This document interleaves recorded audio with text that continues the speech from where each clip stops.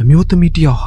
မှောင်မိုက်တဲ့အော်လန်းအစီရင်တစ်ခုလုံနေတယ်အလောင်းကိုအသက်ပြန်သွင်းတဲ့အော်လန်းမျိုးပေါ့ဘေးမှာအဝဲမဲအုပ်ပြီးတန်ကြိုးနဲ့တုတ်ထားတဲ့အလောင်းတစ်လောင်းရှိနေတယ်အဲ့ဒီအလောင်းကသူမရဲ့ကလေးအလောင်းဒါအစွန်းရောက်လုံးနဲ့မိခင်မြတ်တာလို့ပြောရမလားပဲကွယ်လွန်သွားတဲ့သူမရဲ့ကလေးကိုမပြည့်ရနိုင်လို့ဒါမျိုးတွေလုပ်နေတယ်ထင်ပါရဲ့ဒါပေမဲ့အော်လန်းအစီရင်ကလွဲချော်သွားပုံရပြီးသူမဆင့်ခေါ်လိုက်တဲ့မကောင်းဆိုးရကအလောင်းထဲကိုမဝင်ပဲသူမကိုတက်ပစ်လိုက်ပါတော့တယ်ဟုတ်ကဲ့ဒါကတော့ The Corpse ဆိုတဲ့အတစ်ထွက် BNN horror ကားလေးပဲဖြစ်ပါတယ်ဒီဇလန်းကတေပြီးခါစားမသားအလောင်းတွေရဲ့ဝိညာဉ်လွတ်နေတဲ့ body အခွန်တွေကိုတခြားမကောင်းဆိုးရွားတွေဝင်ယူတဲ့အကြောင်းကိုရိုက်ကူးထားတာပဲဖြစ်ပါတယ်ဒီမှာဆိုဖုတ်ဝင်တယ်လို့ခေါ်ကြတာပေါ့ဒီဇလန်းကိုကိုယ့်ဟာကိုယ်ကြည့်ရင်ရှုပ်နေလိမ့်မယ်အဲ့တော့အချိန်ကုန်တက်တာသွားအောင်ကွီးပြောတာကိုပဲနားဆင်လိုက်ကြပါတော့ခင်ဗျာဇလန်းလေးမစခင်လိုက်တစ်ချက် comment တစ်ကြောင်းစာရေးဖို့အချိန်မရှိရင်နှစ်သက်တဲ့ emoji တစ်ခုခုမှန်းခဲ့ပေးပါ subscribe မလုပ်ရသေးရင်လည်းလုပ်ခဲ့ကြပါ VPN ဖွင့်ကြည့်ပေးဖို့လည်းမေတ္တာရက်ခံပါတယ်ခင်ဗျာဇလန်းလေးဆက်ကြမယ်ကွမ်သွန်းနဲ့ခါညူးတို့ကအရန်ချစ်ကြတဲ့ဇနီးမောင်နဲ့နှစ်ယောက်ပ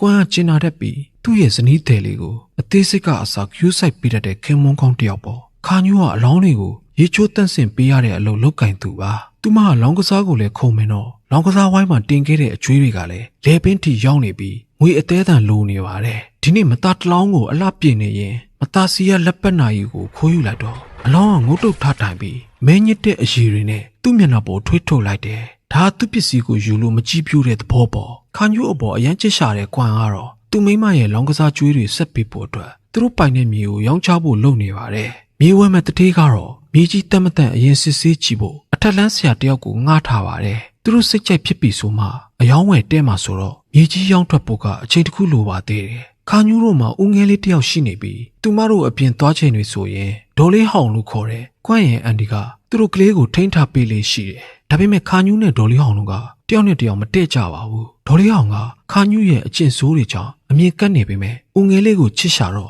့မတည့်အတူနေပုံစံမျိုးဖြစ်နေပါတယ်နောက်ရက်မြေဝဲမဲ့တတိကလှုပ်အားလိုနေတာမို့ရွာမှာနေတဲ့လူနှစ်ယောက်ကိုခါညူးကအခေါ်ထွက်ရင်ငွေရိုးချေးတဲ့လူမိုက်ကသူ့ရဲ့အကျွေးတွေပြန်ဆက်ဖို့တောင်းနေတာကြောင့်မကြခင်ပြန်ဆက်ပါမယ်လို့ပြောခဲ့ရပါတယ်ခါညူးသွားခေါ်တဲ့လူတွေကတော့တစ်ချိန်လုံးငွေလိုနေတဲ့တိုင်ဆိုးတဲ့တယောက်ရဲ့ရွာဆိုးမာနေတဲ့ကာဆိုးတဲ့တစ်ချိန်လုံးအရက်မူးနေတဲ့အရက်သမားတယောက်ရဲ့ပဲဖြစ်ပါတယ်ကားအရက်သမားဆိုပေမဲ့မောင်ရင်တို့ထက်တော့စွမ်းမာသေးတယ်သူ့မှာမိမချိုချိုလေးတယောက်ရှိနေပြီးဘာအလုံးမှမလုပ်ပဲအချိန်တန်ရင်လက်ဖြန့်ပြီးအရက်ဖိုးတောင်းတတ်ပါတယ်ဒီနေ့မှာတော့သူမိမလည်းထုတ်ပေးစရာအရက်ဖိုးမရှိတဲ့အခါသူ့ကိုလာခေါ်တဲ့ခါညူးရဲ့နောက်ကိုလိုက်လာခဲ့ပါတယ်သူတို့တွေလောက်ရမယ့်အလုပ်ကမြေဝဲမဲ့တထေးရဲ့အထက်လန်းဆရာပြောတဲ့နေရာကိုတူးပစ်ဖို့ပါပဲမြေချင်းစတူကြတော့ဇလန်းအစားကမျိုးသမီးတယောက်အောက်လန်းအစီရင်လုတ်ခဲ့တဲ့ဂူတွေကနေလင်းတို့ငှက်တွေထွက်လာပါတယ်မြေချင်းထဲမှာခေါင်းတလားတစ်ခုတွေ့ရပါပြီအဲ့ဒါနဲ့အပေါ်တင်ကြတော့ခေါင်းတလားကမြေချင်းထဲကနေမခွာချင်မှုနဲ့တူပါရဲ့အောက်ကိုပြန်ကျသွားလို့အပေါ်ရောက်အောင်မနှဲပဲဆွဲတင်ခဲ့ရပါတယ်အထက်လန်းဆရာကခေါင်းတလားနဲ့အတူတထေးဝယ်မဲ့မြေထဲမှာမြုပ်ထားသမျှပစ္စည်းတွေကိုကွမ်တို့အိမ်ကိုတည်သွားခိုင်းပါတယ်ခေါင်းတလားကြီးကြည့်ရတာခိုက်တက်မဲ့ပုံပါပဲလှဲနဲ့ဝိုင်းဆွဲကြတဲ့လူတွေကကရဲ့ခြေထောက်ကိုထိခိုက်မိသွားပါတယ်အပြိုကြီးဖြစ်တဲ့ဒေါ်လေးအောင်ကိုပိုးပန်းနေသူတယောက်ရှိတယ်အဲ့ဒီလူကြီးနာမည်ကတန့်နံနဲ့သူကအမြဲတမ်းလို့မြည်ရတဲ့ဟာတာတွေနဲ့ဒေါ်လေးအောင်ကိုလာကြောင်လေးရှိတယ်ဒါပေမဲ့ရိုးသားတဲ့တောသူတောင်သားလူကောင်းကြီးတယောက်ပါပဲကွမ်တို့ကတော့အိမ်ရောက်တာနဲ့ခေါင်းတလားရဲ့အဖုံးကိုဖွင့်လိုက်ကြတယ်အထဲမှာရှိနေတာကအလောင်းမဟုတ်ဘူးအင်းဆရွက်တွေကတ်ထားတဲ့ရုပ်ထုကြီးအဲ့ဒီကလူကြီးတွေပြောကြတာကတော့ရုပ်ထုကိုအင်းဆရွက်ကတ်ထားတဲ့ဆိုတာမျိုးကအလောင်းကိုချုပ်ထားဖို့ရည်ရွယ်တာတဲ့ရုပ်ထုကြီးရဲ့လေဘဲမှာလှပတဲ့ရတနာလေဆွဲပြက်ကြီးတစ်ခုလည်းရှိနေပါတယ်ခါညူးကအလောင်းဖြစ်နေအလုံးလုံးသူပြီးမကြောက်တတော့ရတနာပြက်ကြီးကိုယူဖို့လှမ်းလိုက်တဲ့အခါအထက်လန်းဆရာကတားလိုက်ပြီးခေါင်းတလားတွေကပစ္စည်းတွေကိုသွားမထီးနဲ့နင်တို့တစ်လုံးနောက်ကလိုက်နေတာခံကျင်လို့လာလို့သတိပေးလိုက်ပါတယ်မြေဝဲမဲ့တတိကတော့ကွမ်တို့မြေကြီးတွေကနေခေါင်းတလားကြီးဖယ်ပြီးတာတော့တခြားဟာတွေရှိနေသေးလားထပ်ပြီးစစ်ကြည့်နေခြင်းသေးတော့ခါညူးတယောက်အခက်တွေ့နေပါပြီအဲ့ဒီအချိန်မှာပဲသူမကိုပတ်စံထုတ်ချပေးတဲ့လူမိုက်တွေရောက်လာပြီးရာဇသံပေးသွားတဲ့အခါကွမ်ကမြေရောင်းပြီးငွေရတာနဲ့ချက်ချင်းပြန်ဆက်ပါမယ်ဆိုပြီးတောင်းပန်လိုက်ရပါတယ်တတိယကလည်းသူ့ဘဝမှာဒါတော့ရှုပ်ထွေးမှုရှိတဲ့မြေမျိုးတခါမှမတွေ့ဘူးလို့ဝယ်ဖို့ကအခုချိန်ထိမသေးကြသေးပါဘူးတတိပြန်သွားတော့ဒေါ်လေးဟောင်နဲ့မြေကြီးတွေကထွက်လာတဲ့ခေါင်းတလားကိစ္စပြောနေကြပါတယ်သူတို့လည်းနားမလည်နေကြတာတော့အမှန်ပါပဲတစ်ချိန်လုံးသူများစီပတ်စံလိုက်ချပြီးငွေလိုနေတတ်တဲ့တိုင်ကတော့လူချင်းတိတ်ချိန်မှာခေါင်းတလားတွေကဘရက်ကိုလာခိုးခဲ့ပြီးဘရက်ကိုကြည့်နေတော့မှအခေါင်းတွေကရုပ်ထုရဲ့မျက်နှာကတပတ်လေလာပြီးသူ့ဘက်ကိုမျက်နှာမူနေပါတယ်တိုင်လည်းကြောက်ကြောက်နဲ့ခေါင်းတလားကိုအဖုံးပြန်အုပ်ပေးပြီးအမြန်ထွက်လာခဲ့ပါတယ်အဲ့ဒါကိုတော့ ချန်ပီယံဘက်မှာရှိနေတဲ့ကားကမြင်သွားခဲ့ပါတယ်။အဲ့ဒီညမှာပဲခါညူးတယောက်ရုံးမြင့်တန်ကြာကြည့်နေရင်ခေါင်းမိုးပေါ်ကအင်တာနက်တိုင်းကိုလှည့်စည်းဝင်သွားပြီး TV ကကျွန်းသွားပါတယ်။ခါညူးကအရင်ကလည်းစစ်မှုထမ်းမှုတဲ့စစ်ပြန်ဖြစ်တဲ့လျောက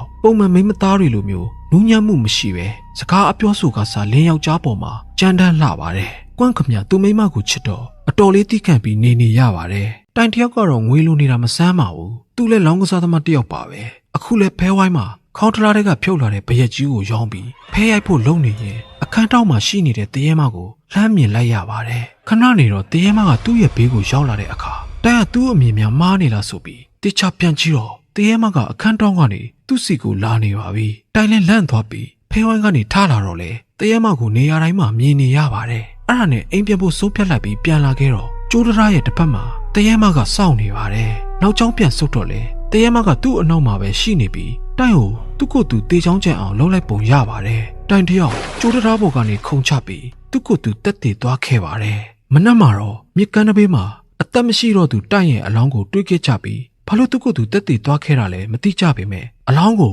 ကျမ်းမာရေးဌာနတစ်ခုရဲ့လူသေးထားတဲ့အခန်းထဲကိုပို့လိုက်ကြပါတယ်။ခဏနေတော့အဲ့ဒီကိုကာရောက်လာတယ်။ကာခေါင်းတလားတွေကဘရက်ကိုတိုင်ယူသွားခဲ့တာသိနေတော့တိုက်စီမှာဘရက်ရှိနေသေးလားလိုက်စမ်းကြည့်တော့ဘရက်ကရှိနေသေးပါတယ်။အဲ့ဒါနဲ့ဘရက်ကိုယူဖို့လို့တော့လေပြင်းတစ်ချက်တိုးဝေသွားပြီးအလောင်းရဲ့မျက်နှာပေါ်လာပါတယ်။အလောင်းကရင်းနစ်ပြီးတည်ထားတာဖြစ်တော့ပွားနေပြီးမတတိစရာကောင်းတဲ့အပြင်မျက်လုံးကလည်းပွင့်နေတော့ကားသွားပိတ်တဲ့အခါသူ့ရဲ့လက်ကိုအစွဲခံလိုက်ရပါတယ်။ကားအမြန်ယုံထွက်ပြီးကြောက်နေတော့မှပဲအလောင်းကဆန်းငင်ဖြစ်သွားပြီးပါစက်ထဲကနေမင်းညစ်တဲ့အရည်တွေထွက်လာပါတယ်။အဲ့ဒီညမှာကားတယောက်မူးမူးနဲ့တင်းချမ်းကိုရောက်သွားပြီးရေချိန်မကိုက်သေးတာကြောင့်ပူဇော်ထားတဲ့ဆန်အရက်ပလင်းကိုယူပြီးတောက်ဖို့လုပ်တော့သူ့လက်ထဲကပလင်းကိုပြန်ဆွဲခံလိုက်ရပါတယ်။ဝိညာဉ်တွေကသူတို့ကိုပူဇော်ထားတဲ့ပစ္စည်းမို့တခြားသူယူတာမကြိုက်တဲ့သဘောမှရှိနေပုံရပါတယ်။ကားတရေမကြောက်ဘူးဘာညာနဲ့သူကတင်းချမ်းကိုတောင်တူးလာတဲ့ကောင်ဆိုပြီးကြွေးကြော်တော့ရှိသမျှဝိညာဉ်တွေအကုန်ထွက်လာကြပါတယ်။အဲ့ဒီအခါမှာကားလည်းကြောက်သွားပြီးထိုင်ကြော့ပြီးတောင်းပန်လိုက်ပါတယ်။ဒါပေမဲ့တရေတွေကပျောက်မသွားသေးတော့သူ့ကိုယ်သူမူးနေလို့အမြင်မားတယ်လို့ပဲထင်နေတော့မှတိုင်အောင်တေးအောင်လုပ်ခဲ့တဲ့တရေမကြီးက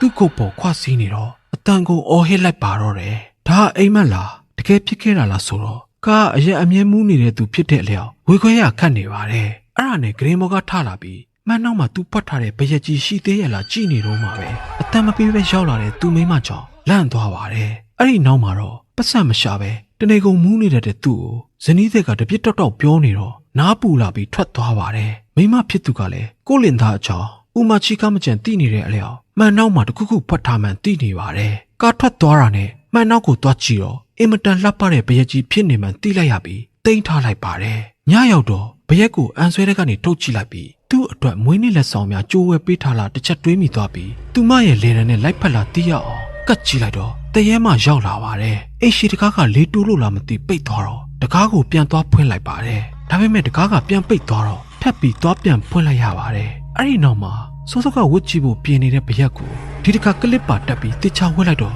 ့မူမမှန်တာတွေဖြစ်ကုန်ပါတယ်။မမြင်ရတဲ့အရာရဲ့တွန်းတုတ်ခြင်းခံလိုက်ရပြီးကျိုးခွေကသူမရဲ့အနာကိုပြုတ်ကျလာတယ်။ပြီးတော့ပြန်ပြောက်သွားတယ်။အပေါ်ကိုမော့ကြည့်လိုက်တော့တရေမှရောက်နေပြီးသူမလေပင်ကိုကျိုးခွင်းဆွပြီးသူ့ကိုယ်သူတက်တည်တယ်လို့လောက်ခံလိုက်ရပါတော့တယ်။ခါတယောက်ထုံးစံအတိုင်းရေချင်းကိုက်ပြီးပြန်လာတော့မြင်လိုက်ရတဲ့မြင်ကွင်းကြောင့်အမှုပါတခါတည်းပြေးသွားပါတော့တယ်။ထုံးစံအတိုင်းခါညိုးကအလောင်းပြင်သူဆိုတော့ညာတွင်ချင်းပဲအလောင်းလာပြင်ပေးခဲ့ပါတယ်။သူမရဲ့အတွေ့အကြုံအရကစနီအလောင်းကပုံမှန်အခြေအနေမှာရှိမနေဘူး။လက်မတွေကွေးလာပြီးပါစက်ကနေမဲညစ်တဲ့အရည်တွေထွက်လာခဲ့တယ်။အဲ့ဒီကနေအပြန်မှာတော့သူမနောက်ကိုတရေမှလိုက်လာခဲ့ပြီးအမျိုးမျိုးခြောက်လန့်နေတယ်။မကြောက်တတ်တဲ့ခါညူးတောင်မှပဲကြတော့ကြောက်စိတ်ဝင်လာပြီးအိမ်ကိုအမြန်ပြန်ပြေးခဲ့ရတယ်။ကစနီကတော့အသေးစိုးနဲ့တည်တာဖြစ်လို့ရွာရဲ့ဒလီထုံးစံအရာညာရင်းချင်းပဲမြေမြုပ်ပြီးတကြိုးပေးခဲ့ရတယ်။တရေမကတော့ခါညူးကိုဘာတွေမျက်စိကျနေမှမသိအိမ်မက်ထဲထိပါလိုက်ချောက်နေတော့လန့်နိုးလာခဲ့ပါတယ်။ဒါပေမဲ့သူမကလင်းကောင်းသားကောင်းရတာသူမို့ကွမ်ကကျင်နာတတ်တဲ့စကားလေးတွေဘေးကနေထိုင်ပြောပေးပြီးခါညူးရဲ့ကြောက်စိတ်တွေကိုအာယုံလွှဲစေခဲ့ပါတယ်။မနှက်ရောက်တော့ခါညူးတယောက်ဟင်းချက်နေတော့အနောက်မှာတရေမရောက်နေပါတယ်။ခါညူးလည်းကွမ်ပြန်ရောက်လာပြီးအမတ်နဲ့သွားကြည့်တော့ဘသူမှမရှိတော့မို့မိဖို့ချောင်းကိုပြန်အသွားမှာတရေမကသူတို့အိတ်ခန်းထဲကိုဝင်သွားပါတယ်။ခဏနေတော့ကလေးငိုတန်ကြားရလို့သွားကြည့်တဲ့အခါကလေးကဘသူမှမရှိတဲ့ဘက်ကိုမျက်နှာမူပြီးရှီလိုက်ငိုလိုက်ဖြစ်နေပါတယ်။ကြည့်ရတာတရေမကိုမြင်နေရပုံပေါ်ပါတယ်။ကွမ်ပြန်ရောက်လာတော့ရွာထဲမှာပွဲတော်ရှိတာမို့ရေမိုးချိုးပြီးညစာစားကြမယ်။ပြီးရင်ဖျားပွဲသွားကြမယ်လို့အစီအစဉ်ဆွဲလိုက်ကြပါတယ်။ဒီလိုနဲ့ဖျားပွဲကိုသွားကန်နေမှာအလားပြေနေရင်းနဲ့ အန်ဆွဲကိုဖွင့်လိုက်တော့ဘရက်ကြီးကသူမစီမှာရှိနေပါတယ်ဒါကသူ့လက်ထဲမှာမထားရဲတော့တာမို့ခါညူးကိုနင်းတို့ကပိုင်ရှင်မဲဆိုပြီးတန်ယူသွားတဲ့အကြောင်းကိုပြောပြလိုက်ပြီးဘရက်ကိုပြန်ပေးသွားခဲ့တာပဲဖြစ်ပါတယ်ဒါကြောင့်ပဲတရေမကြီးကသူတို့အိမ်ကိုရောက်နေခဲ့တာခါညူးကတော့သွားခံနေဆိုတော့ဘာမှစဉ်းစားမနေတော့ပဲသူမရဲ့အလားကိုပို့တိုးသွားစေဖို့ဘရက်ကိုလဲပင်မှာဆင်မြန်းလိုက်ပါတယ်တရေမအကြောင်းသိတယ်မလားဘရက်ကိုဆင်မြန်းလိုက်ပြီးဆိုတာနဲ့အဲ့ဒီလူအသေးပဲခါညူးကကွမ်းတဲ့အတူမုတ်စားနေရင်တရေမကိုမြင်တာကြောင့်လက်ထက်ကမုံပကံလွတ်ချပြီးသူမရဲ့အင်ကြီးတွေပေးကုန်ပါတယ်အဲ့ဒါကြောင့်ပဲတန်းစင်ကန်တစ်ခုကိုသွားပြီးအင်ကြီးကိုပြန်တန်းစင်နေချိန်မှာတရေမရဲ့6လန်ချင်းခံလိုက်ရပါတယ်အဲ့ဒါနဲ့တန်းစင်ခန်းထဲကနေမြက်မြက်ထွက်လာတော့တရေမသူမရဲ့ကလေးကိုပွတ်ချီသွားတာတွေးလိုက်ရတာမို့စိုးရိမ်သွားပြီးအနောက်ကနေလိုက်သွားရင်းနဲ့ရှိုးတစ်ခုတည်းကိုပြုတ်ကျသွားပါတော့တယ်ကွမ်တို့တွေလည်းအိမ်ပြန်ဖို့လုပ်ကြချိန်လူတစ်ယောက်ကခါညူးဆေးရုံရောက်နေတာလာပြောသွားပါတယ်ဆေးရုံကိုရောက်တော့ခါညူးတယောက်အသက်မရှိတော့ပါဘူးခွန်တယောက်မိမရဲ့အလောင်းကိုကြည့်ပြီးဝမ်းနဲ့ကြည့်ခွဲနေပါတော့တယ်အဲ့ဒီညမှာမိုးအရန်တဲနေပြီးလျှက်စစ်မီအားတွေကလည်းမငြိမ်တော့အလောင်းထားတဲ့အခန်းထဲမှာရှိတဲ့မီးလုံးတွေခွဲထွက်သွားပါတယ်ပြတင်းပေါက်မှန်တွေဟာလည်းလေးပြင်းတစ်ချက်အဝိတ်မှာကွဲထွက်ကုန်ပြီးလင်းတို့တကောင်ဝင်လာပါတယ်အဲ့ဒီလင်းတို့ကချက်ချင်းပဲခါညူးပါစက်တဲကိုဝင်သွားခဲ့ပြီးခါညူးတယောက်အသက်ပြန်ဝင်လာခဲ့ပါတယ်ဒါပေမဲ့ original ခါညူးတော့မဟုတ်တော့ပါဘူးတေပြီးခါစားပူပူနွေ့နွေ့ပဲရှိနေသေးတယ်သူမရဲ့ body အလွတ်ထဲကိုတခြားဝိညာဉ်တကောင်ဝင်သွားတာပဲဖြစ်ပါတယ်ကွမ်းကဆေးရုံမှာဆင်းရင်ပစ်ပြီးအလောင်းထားတဲ့အခန်းထဲကိုဝင်သွားတော့သူမိမရဲ့အလောင်းကနေရာမှာမရှိတော့ပဲအပြင်မှာလမ်းလျှောက်နေတာတွေးလိုက်ရပါတယ်အဲ့ဒါနဲ့အနောက်ကလိုက်ကြည့်တော့ခါညူးကအိမ်ပြန်ရောက်နေတာမို့ကွမ်တယောက်အံ့ဩနေတော့မှာပဲဗိုက်စားတယ်ဆိုတာကြောင့်အစားအသောက်တွေပြင်ဆင်ပေးလိုက်ပါတယ်ဒါပေမဲ့ခါညူးကစားစရာတွေကိုအနံ့ခံလိုက်ပြီးမနစ်မြို့ဟန်နဲ့ဒေါသတွေထွက်ပြီးမေ့လေသွားပါတယ်အဲ့ဒါနဲ့ကွမ်လည်းဂရင်ဘော်တင်ပေးလိုက်ပြီးဘေးကနေတညာလုံးစောင့်ပေးနေခဲ့ပါတယ်မနက်မှာတော့ဒေါ်လေးဟောင်နဲ့တန်းနံတို့ကဆေးရုံကိုရောက်ခဲ့ကြပြီးခါညူးရဲ့အလောင်းမရှိတော့လို့ခွမ်းကမြန်မြန်တကြိုလိုက်တယ်လို့ထင်နေကြပါတယ်ခွမ်းကတော့မိုးလင်းခါနီမှာမိခနဲ့အိပ်ပျော်သွားပြီးဂရင်ပေါ်မှာသူမိမမရှိတော့တာနဲ့အိမ်ထဲမှာသွားရှာကြည့်တော့မိဖို့ကြောင်းထဲမှာကြက်အရှင်တွေအစိမ်းစားနေတဲ့ခါညူးကိုတွေးလိုက်ရပါတယ်အဲ့ဒီအချိန်သူ့စီလာတဲ့တန်းနံကအိမ်ရှိကနေလှမ်းခေါ်နေတော့သူမိမရဲ့အဖြစ်ကိုမသိစေချင်တာမို့အတန်ပြန်မပေးပဲအိမ်မှာလူမရှိနေသေးအောင်တိတ်တိတ်လေးနေလိုက်ပါတယ်ခါညူးကတော့အာသာပြေသွားပြီမို့ချင်းအောင်နဲ့ပြန်ဝင်သွားပါတယ်ကွမ်လည်းခါညူးကိစ္စကိုတခုခုလုံးမှရတော့မှာမို့သူရွာထဲခဏသွားအောင်မယ်လို့နှုတ်ဆက်ပြီးအပြင်ကနေတကားတော့တွေခတ်သွားလိုက်ပါတယ်ကွမ်သွားတဲ့နေရာကရွာထဲကနတ်ဆရာကြီးရဲ့အိမ်အဲ့ဒီနတ်ဆရာကြီးကပယောကအရာမှာလဲနိုင်နေတဲ့ပုဂ္ဂိုလ်ကြီးတခြားရွာကသူတွေတောင်သူ့စီပယောကလာကူကြတယ်ခွမ်သူ့အလဲမရောက်သေးတာမို့ခဏစောင့်နေပြီးသူ့အလဲရောက်တော့ဖုတ်ဝင်နေဆိုတာတကယ်ရှိတာလားဆရာလို့မေးလိုက်ပါတယ်အဲ့ဒီမှာနတ်ဆရာကြီးကတေးပြီးသားလူတွေပြန်လဲနိုးထလာတာမျိုးကတကယ်ရှိတယ်ဆိုကဇလန်းအစကအောင်လန်းအစီရင်လုပ်ပြီးသူ့ရဲ့ကလေးကိုအသက်ပြန်သွင်းဖို့စူးစမ်းခဲ့တဲ့အမျိုးသမီးအကြောင်းကိုပြောပြလိုက်ပါတယ်အဲ့ဒီအမျိုးသမီးကကွယ်လွန်သွားတဲ့သူ့ရဲ့ကလေးကိုဘလို့နည်းနဲ့မှမပြည့်ရနိုင်လို့မကောင်းဆိုးရောက်ကိုဆင့်ခေါ်လိုက်တာအဲ့လိုလုပ်ဖို့ကသူ့အရင်တေမသာရလိမ့်မယ်သူတေပြီးရင်သူ့ရဲ့ခန္ဓာကိုယ်ထဲကိုမကောင်းဆိုးရောက်ကဝင်မယ်ပြီးရင်ကလေးကိုပြန်အသက်သွင်းမယ်ပေါ့ဇလန်းအစမှာမကောင်းဆိုးရရဲ့အရေးကြီးကအဲ့ဒီအမျိုးသမီးကိုတပ်ပစ်ခဲ့တာမမိကြမယ်ထင်ပါတယ်အဲ့ဒီအမျိုးသမီးတည်ဆုံးသွားတော့မကောင်းဆိုးရကခန္ဓာကိုယ်ကိုယူလိုက်ပြီးပြန်ရှင်လာခဲ့တာပေါ့ဖြစ်ချင်တော့ရွာတွေကလူတွေကအဲ့ဒီသတင်းကိုသိသွားကြပြီးမကောင်းဆိုးရဖြစ်နေတဲ့အဲ့ဒီအမျိုးသမီးကိုဖမ်းပြီးမီးရှို့ပစ်လိုက်ကြတယ်ပြီးတော့သူ့ရဲ့လက်ဆွဲပရက်ကိုယူပြီးတစ်သားရုပ်ထုမှတက်အင်းစာရွက်တွေကပ်ပြီးအခေါင်းနဲ့ထည့်ပြီးမြေမြုပ်ပစ်ခဲ့ကြတယ်ကွမ်းတကယ်လို့မတော်တဆအခေါင်းကိုတူးမိပြီးအစီရင်လောက်ထားတဲ့ဆွဲကြိုးကိုတယောက်ယောက်ကယူလိုက်ရင်ဘာဖြစ်မလဲမေးကြည့်တော့တရားလုံးကတ်ဆိုင်လိုက်မယ်ပြီးရင်သူ့ရဲ့အကြံဆိုးအတွက်ကိုက်ညီမဲ့သူတွေကိုရှာပြီးတက်လိုက်မယ်ဆိုတာကြောင့်ကွမ်လဲလန့်သွားပါတော့တယ်အဲ့ဒါနဲ့ကွမ်လဲရောက်တုံးရောက်ခိုက်မှုဖုတ်ကောင်တွေရဲ့လက္ခဏာနဲ့အမှုအကျင့်တွေကိုမေးကြည့်ခဲ့ပါတယ်အင်ကိုပြန်ရောက်တော့နတ်ဆရာကြီးပြောခဲ့တဲ့အတိုင်းခါညူးဟာအသားစိမ်းစားတယ်ခြေပြားထောက်ပြီးလမ်းလျှောက်တယ်သူ့ကိုယ်ကနေပုတ်စော်နှံ့နေတယ်ကွမ်တယောက်သူ့မိမဖုတ်ဝင်နေတာတေးချတော့မျက်လုံးပြူးနေပါပြီညရောက်တော့သူတို့ရဲ့ကလေးကိုပါစားဖို့လုပ်ပါလေရောကွမ်ကတားတော့ခါညူးကသူ့ကိုပါကြိုက်ပါတော့တယ်ဒါပေမဲ့အိမ်မက်တစ်ခုသာဖြစ်နေပြီးလန့်နိုးလာတော့ပကတ်ထဲမှာကလေးမရှိတော့ပါဘူးအိမ်ထဲကိုပတ်ရှာကြည့်တော့ခါညူးကိုပါမတွေးတော့တာမို့နတ်ဆရာကြီးပြောတာသတိရသွားပါတယ်နတ်ဆရာကြီးပြောခဲ့တာကခေါင်းတလားနဲ့အတူမြုပ်ထားခဲ့တဲ့ကလေးရဲ့အယိုးပြအိုးသူတို့တွေတူးခဲ့တော့ကခေါင်းတလားကြီးကိုပဲတွေးခဲ့တာဆိုတော့ကလေးရဲ့အယိုးပြအိုးကအဲ့ဒီမှာကြံနေသေးတာပဲလို့သတိရသွားပြီးသူတို့တွေမြေချင်းတူးခဲ့တဲ့နေရာကိုလိုက်သွားပါတော့တယ်နတ်ဆရာကြီးကလည်းမကောင်းတဲ့အငွေ့အသက်တွေခံစားနေရပြီးပူဇော်ထားတဲ့ပကံတွေကတီးတီးတုံးကလည်းလောက်တက်နေတဲ့အခါနက်ခတ်ကိုတွက်ကြည့်လိုက်ပါတယ်အမှန်မှာပဲခါညူးကိုယ်ထဲဝင်ထားတဲ့တရေမကသူ့ကလေးရဲ့အယိုးပြအိုးကိုတူးပြီးအစီရင်လုံနေပါတယ်အစီရင်ကတော့ကွ ကွမ်နိုကလေးကိုတဲ့ကိုသူကလေးရဲ့ဝိညာဉ်ထည့်ပြီးပြန်လဲအသက်သွင်းဖို့ပါပဲအဲ့ဒီအတွက်ကွမ်နိုကလေးရဲ့ဝိညာဉ်အရင်ထွက်သွားစေဖို့အသက်ကိုနှုတ်ယူဖို့ပြင်းနေချေကွမ်ရောက်လာပါတယ်ကွမ်ကသူ့သမီးတယ်လေးကိုအခုချိန်ထိလက်လွတ်မခံနိုင်သေးပဲအမျိုးမျိုးပြောကြည့်နေပါတယ်ဒါပေမဲ့ဘော်ဒီကသာခါညူးဆိုပေမဲ့ဝိညာဉ်ကဇလန်းအစားကအမျိုးသမီးဖြစ်နေတဲ့အခါဘလို့မှတားလို့မရတဲ့အစုံဝရင်တုံးနဲ့ဖျက်ရိုက်လိုက်ပါတယ်ဒါပေမဲ့တရဲမရဲ့ခွန်အားကိုမရှင်းနိုင်ပဲဟိုကပြန်ကင်ပေါက်ပြီးလဲပင်ညစ်တက်မယ်အလို့နတ်ဆရာကြီးရောက်လာလို့ကန်ကောင်းသွားခဲ့ပါတယ်နတ်ဆရာကြီးနဲ့တရဲမကအရင်တုန်းကရန်ချွေးတွေလည်းရှိနေပါတယ်တရဲမကိုအရှင်လက်လက်မီးရှို့ပြီးခေါင်းတလားနဲ့အစီရင်လှုပ်ပြီးအစားဖျောက်လိုက်တာကဒီနတ်ဆရာကြီးပါပဲအခုချိန်က BNN အယူအရလာပြင်းနေနဲ့14ရက်နေ့တိုက်ဆိုင်နေတော့တရဲမရဲ့စွမ်းအားတွေအမြင့်ဆုံးရောက်နေချိန်ဖြစ်ပါတယ်နောက်ပြီးသူမအပေါ်လုတ်ခဲ့တဲ့လုတ်ရက်ချောင်းနတ်ဆရာကြီးကိုအဆုံးစွန်ထိလက်စားချေပါတော့တယ်နတ်ဆရာကြီးခမကာကွယ်တားဆီးဖို့ကြိုးစားရင်းနဲ့အသက်ထွက်သွားရှာပါတယ်ကွမ်ကတော့ကလေးကိုချီပြီးထွက်ပြေးသွားကအိမ်ထဲမှာဒူးလေးနဲ့အသင်စောင့်နေပါတယ်တရဲမရောက်လာတော့နှစ်ဖူးတဲတဲ့ကိုဒူးလေးနဲ့ပစ်ချလိုက်ပါတယ်ဒါပေမဲ့တရဲမကဘာမှမဖြစ်ပါဘူးအိမ်ထဲပြန်ဝင်လာပြီးကွမ်ကိုအသေးတက်နေပါတယ်အဲ့ဒီအချိန်ကလေးငိုတန်ကြားလိုက်ရတော့မြောက်ကကလေးဘက်ကိုလှည့်သွားပြီးကလေးရှိရာအခန်းထဲကိုဝင်သွားပါတယ်ဒါကိုကြိုတင်ခံမှန်းမိတဲ့ကွမ်ဟာကလေးပကတ်နားမှာထောင်ချောက်တွေဆင်ထားတဲ့အခါတရဲမှလည်းထောင်ချောက်မိသွားပါတယ်အဲ့ဒါနဲ့ပိုက်ကွန်နဲ့အုပ်ဖမ်းပြီးအရှင်လက်လက်မီးရှို့ပြီးအဆုံးသက်ပေးဖို့လုပ်ပါတော့တယ်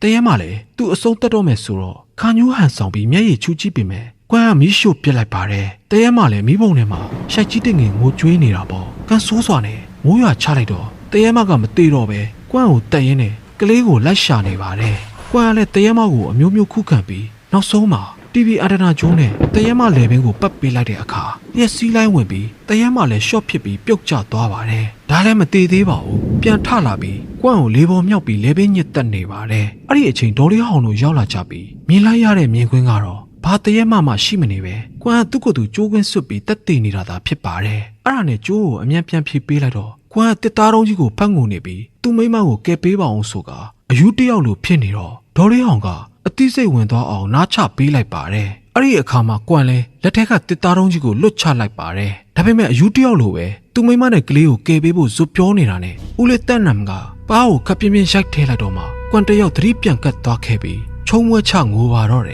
်တကယ်ကကွမ်မှာဘာကလေးမှမရှိပါဘူးခါညူးကိုဝင်ဆောင်ချိန်လေးဟာသူတို့လင်မြနှစ်ယောက်ကားတိုက်ခံလိုက်ရပြီးခါညူးရောဘိုက်ထဲကကလေးရောကွယ်လွန်သွားခဲ့တာခါညူးလောင်းကစားဆွဲနေတယ်ဆိုတာကလည်းသူ့ရဲ့စိတ်ကူးထဲမှာသာဖြစ်ပါတယ်ကွမ်ကလင်ကောင်းသားကောင်းတယောက်မဟုတ်ပါဘူးလောင်းကစားသမားအရက်သမားမိမအပေါ်မှာလည်းကြမ်းကြမ်းတမ်းဆက်ဆံခဲ့သူတယောက်ပါပဲခါညူးကသာတကယ်မိမကောင်းလေးတယောက်ပါပဲကွမ်အပေါ်မှာအမြဲတမ်းကြည်ကျင်နာနာနဲ့တီးခံပြီးနေပေးခဲ့ရှာတယ်သူတို့လင်မြနှစ်ယောက်ကားတိုက်ခံလိုက်ရပြီးခါညူးနဲ့ဘိုက်ထဲကကလေးတေဆုံးသွားကမှကွမ်ဟာနောင်တလဲရဖြေးမစင်းနိုင်အောင်ဖြစ်ခဲ့ပြီးအပေါ်ကဇလန်းတစ်ခုလုံးကိုသူ့စိတ်ကူးထဲမှာပုံဖော်ခဲ့တာပဲဖြစ်ပါတယ်ဒါနဲ့တွေမပြီးသေးပါဘူးမြုပ်ထားတဲ့ခါညူးရဲ့အလောင်းကိုပြန်ဖော်ပြီးအိမ်မှာပဲအရေးတကြီးဖြစ်နေခဲ့ပါသေးတယ်ခုချိန်မှာတော့ကွမ်ဟာလုံးဝယူသွားပြီဖြစ်လို့အယူဆွေးရင်ကိုပို့ထားလိုက်ရပါတော့တယ်ခမညာကွမ်ရဲ့အိမ်ကတော့နေမဲ့သူမရှိတော့တာမို့မြေဝဲရဲ့အိမ်မှာ free ပေးမယ်လို့ဆိုင်းပုတ်ကတ်ထားပါတယ်တရက်မှာအိမ်ချမ်းမြေတထေးတယောက်ကအဲ့ဒီကြော်ညာကိုမြင်ပြီးတော့အိမ်ထဲကိုဝင်ကြည့်လိုက်ပါတယ်တထေးကဒီအိမ်ကိုတိနေတယ်ဒီကတရက်6တယ်လို့ပြောကြတယ်ငါ့ကိုရော6မလားမသိဘူးလို့ရေရွတ်လိုက်ချိန်မှာနောက်ကတကားကသူ့အလိုလိုပိတ်သွားပါတယ်တထေးကတကားကိုပြန်ဖွင့်လိုက်ပြီးလေးတိုက်တာပါလို့ရေရွတ်လိုက်ပြန်တယ်ခဏနေတော့ကလေးစောတဲ့တစ်သားမြင့်ယုံလေးကလှုပ်သွားပြန်တယ်တထေးပုံကြည့်ရတာအတော်တက်တိကောင်းပုံပဲဗျဒါကိုလည်းလေးတိုက်တာပါလို့ပြောလိုက်ပြန်တယ်ခဏနေတော့သူ့အနောက်မှာလူတယောက်ရှိနေတယ်လို့ခံစားရတဲ့အခါအနောက်ကိုလှည့်ကြည့်ပြီးမိချစ်ချစ်ကြည့်တော့တရဲမကြီးဖြစ်နေပါတယ်ဒါလည်းလေးတိုက်တာပါလို့ပြောလိုက်ပြန်ပါတယ်ဒါပေမဲ့တထေးရဲ့အတန်ကအားတော့ပြော့နေပါပြီတထေးလည်းအိမ်ကိုကြည့်လို့ဝပြီဆိုတော့အပြင်ပြန်ထွက်ပြီးတကားကိုတိကျပြန်ပိတ်ကြောင်ညာဆာရွက်ကိုပုံမပြတ်ကြကြနနပြန်ကပ်ပေးပြီးအမေတရက်6တယ်တမီးကိုကဲပါအောင်ဆိုပြီးအတန်ကုန်ဟစ်ကထွက်ပြေးသွားပါတော့တယ်ခင်ဗျာဟုတ်ကဲ့ဒါကတော့ The Cop ဆိုတဲ့ BNN horror ကားလေးပဲဖြစ်ပါတယ်ဒီကားလေးကဖြစ်ရမှန်ကိုကိုးကားပြီးရိုက်ထားခဲ့တာဒီလိုဖြစ်ရမျိုးတွေဒီတက်စမ်းကြည့်တဲ့ဖြစ်ရမျိုးတွေအများကြီးရှိနေသေးတဲ့အကြောင်းဇက်သိမ်းမှာအင်တာဗျူးဖြေထားတဲ့သူတွေအများကြီးပါသေးတယ်ခင်ဗျာအသေးစိတ်ကိုတော့မပြောတော့ပါဘူးနော်ဇလန်လေးကိုနှစ်သက်ကြလိမ့်မယ်လို့မျှော်လင့်ပါတယ်နောက်ဗီဒီယိုမှာပြန်ဆောင်ကြမယ်အားလုံးကိုကျေးဇူးတင်ပါတယ်ခင်ဗျာ